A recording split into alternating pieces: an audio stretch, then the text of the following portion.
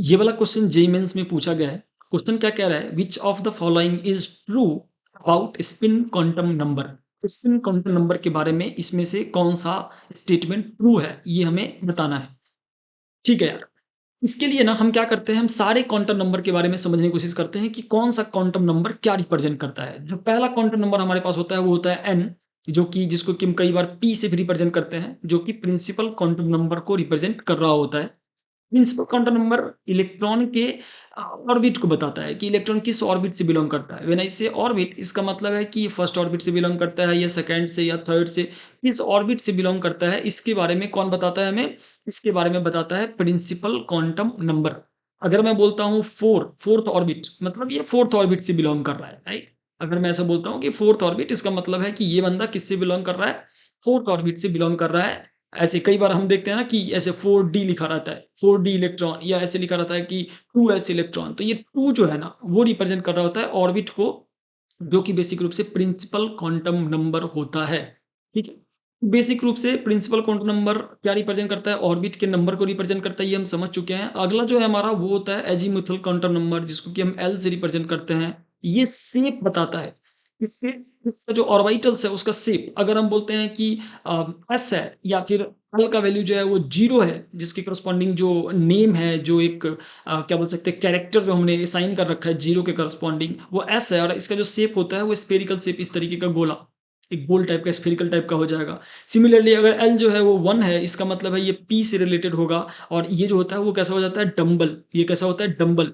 तो इसने बेसिक रूप से हमें क्या बताया कि शेप के बारे में ये कमेंट करता है। कौन? एल। कि कैसा शेप होगा, डंबल होगा या स्फेरिकल होगा या डबल डंबल शेप का होगा या किस तरीके का होगा, वो कौन बताता है हमें? जो एजीमुथल क्वांटम नंबर है वो बताता है शेप के बारे में। हमें एजीमुथल क्वांटम नंबर से मिलता चलता है। नाउ इसके बाद आता है एमएल, जो कि मैग्नेटिक क्वांटम नंबर होता है। तो मैग्नेटिक क्वांटम नंबर ना इसके ओरिएंटेशन को बताता है। क्या बताता है? ओरिएंटेशन। ये बताता है इलेक्ट्रॉन के ओरिएंटेशन को। तो कई बार अगर आपने ऐसे देखा होगा कि यार ये जो है ना, ये px है, ऐसा लोग बोलते हैं कि ये px है। तो p ऑर्बिटल, जो p ऑर्बिटल है वो x एक्सिस पे प्रेजेंट होता है, तो उसको हम बोलते हैं px, राइट?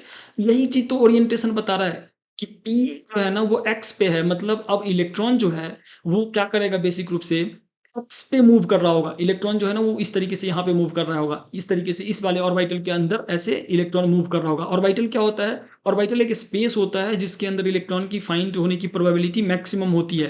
तो ये जो स्पेस इनक्लोज्ड है ना, उसको हम बोलते हैं ऑर्बिटल। और इस केस में जो ये ऑर्बिटल है वो पी एक्स है। ये बता रहा है कि जो इलेक्ट्रॉन है वो एक्स एक्सिस पे इस वाले शेप के अंदर इसके इलेक्ट्रॉन की मिलने की प्रोबेबिलिटी मैक्सिमम है। तो एमएल क्या बताता है? ओरिएंटेशन। मतलब अभी हमने ये ओरिएंटेशन कर कह दिया, बता दिया कि एक्स एक्सिस पे इलेक्ट्रॉन के मिलने की प्रोबेबिलिटी यहाँ पे ज़्यादा है। सिमिलरली कभी हम ऐसा बोलते हैं कि वाई एक्सिस पे इलेक्ट्रॉन की मिलने की प्रोबेबिलिटी ज़्यादा है। जो इलेक्ट्रॉन टहल रहा है, घूम रहा है, वो वाई एक्सिस पे घूम रहा होगा। इस तरीके से इस शेप के अंदर में वाई एक्सिस पे टहल रहा है। तो इस shape, enclosing this shape, within this shape electron की होने की प्रोबेबिलिटी जो है वो बहुत ज़्यादा है, राइट? तो ये जो ऑर्बिटल हो गया इसको हम पी वाई बोल देते हैं। तो सिंपली ये जो एक्स और वाई है ना, ये डायरेक्शन बता रहा है, ओरिएंटेशन बता रहा है, इलेक्ट्रॉन के मूवमेंट की ओरिएंटेशन बता रहा है। एमएल जो मैग्नेटिक क्वांटम नंबर होता है वो क्या बताता है? ओरिएंटेशन बताता है। किसका? इलेक्ट्रॉन के मूवमेंट का। तो इलेक्ट्रॉन एक्स पे घूम रहा होता है। तो बेसिक रूप से शेप के बारे में तो इसने बता दिया। किसने बता दिया? अजीमुथल क्वांटम नंबर की जो शेप होगा ना वो ऐसा ही होगा, राइट? अब है कि ओरिएंटेशन क्या है? तो ये बोल रहा है कि एक्स ओरिएंटेशन में है। शेप ऑलरेडी हमें मालूम है कि डंबल शेप का होगा, एक्स ओरिएंटेशन में होगा, मतलब इस तरीके से घूम रहा होगा, इसके अंदर में घूम रहा होगा एक्स एक्सिस के ऊपर। सिमिलरली अगर हमने एमएल पी वाई को रिप्रेजेंट कर रहा होता है जब, तो ये बोल देता है कि शेप तो हम ऑलरेडी जानते हैं कि डंबल शेप होगा, लेकिन जो इलेक्ट्रॉन है वो ऐसे करके with in this dumbbell shape, dumbbell जो हमारा शेप है उसके अंदर ऐसे घूम रहा होगा। किस एक्सिस पे? वाई एक्सिस पे। तो ये एक्सिस है ना, एक्सिस जो है ना वो कौन बता रहा है? वो बता रहा है एमएल, मैग्नेटिक क्वांटम नंबर। वो हमें एक्सिस बता देता है, ओरिएंटेशन ऑफ इलेक्ट्रॉन बता देता है, orientation of movement of electron बता देता है। तो ये 3 चीज़ क्या बताता है हमने ये समझ लिया, राइट?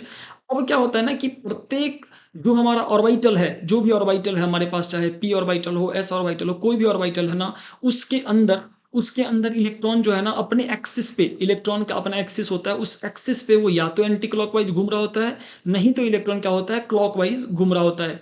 तो ईदर वो एंटी क्लॉकवाइज घूमेगा या क्लॉकवाइज घूमेगा। तो किसी को भी हम किसी नंबर से रिप्रेजेंट कर सकते हैं। एंटी क्लॉकवाइज अगर घूम रहा है तो हो सकता है कि हम बोल दें +1/2, क्लॉकवाइज घूम रहा है तो उसको हम -1/2 बोल दें, एंड वाइस वर्सा। हम इसको ये भी बोल सकते हैं, इसको ये भी बोल सकते हैं। तो एंड को इससे ये नंबर है ना, बस एक नंबर है रिप्रेजेंट करने के लिए, कोई सिग्निफिकेंस नहीं है। हम बस +1/2 -1/2 ऐसे रिप्रेजेंट करते हैं कि ठीक है, ये जो है एक स्टेट को बताएगा, चाहे ये एंटी क्लॉक में घूम रहा है या क्लॉक में। अगर मान लो कि हमने ये बोला कि क्लॉक वाइज जो भी होगा ना, उसको हम +1/2 बोलेंगे।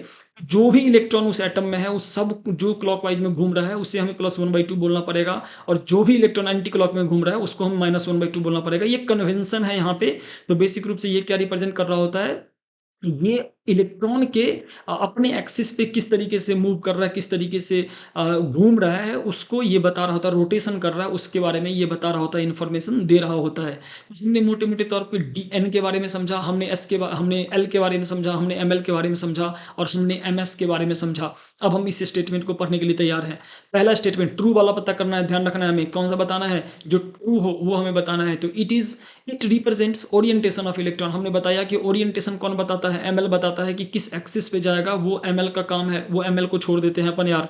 It can have values of -1/2 और +1/2। ये करेक्ट आंसर है। हमने यहाँ पे देखा कि ये जो नंबर है ना, वो रिप्रेजेंट करता है कि एंटी क्लॉक घूम रहा है या क्लॉक, बेस्ड ऑन हमने क्या कन्वेंशन लिया है। अगला पॉइंट है, it is use to determine shape of orbitals. नहीं यार, ये जो शेप है ना, वो कौन बताता है हमें? एल जो है, एजीमुथल क्वांटम नंबर, वो बताता है कि शेप कैसा होगा। एस का ऐसा शेप होगा, पी का ऐसा शेप होगा। ये जो शेप के बारे में जानकारी है ना, वो एल एल की जिम्मेदारी है। हम एल पे छोड़ देंगे, राइट। और तीसरा चौथा और लास्ट ऑप्शन जो है ना, it is always equal to zero. ये गलत बात है ना यार, ये जीरो के बराबर कैसे होगा? ये तो हमने बोला कि ऑलवेज या तो +1/2 होगा या -1/2 होगा। कोई जीरो बोल रहा है तो ये ऑप्शन तो ऑब्सोलेट है, गलत है। इसको हम सीधे सीधे यहाँ से हटा देंगे। तो हमारा आंसर बी आ चुका है। और अगर आपको ये लेक्चर अच्छा लग रहा है, पसंद आ रहा है, तो वीडियो को लाइक करो, चैनल को सब्सक्राइब कर लो और सबसे इंपॉर्टेंट चीज़ अपने दोस्तों के साथ शेयर करो। Thank you for watching this lecture.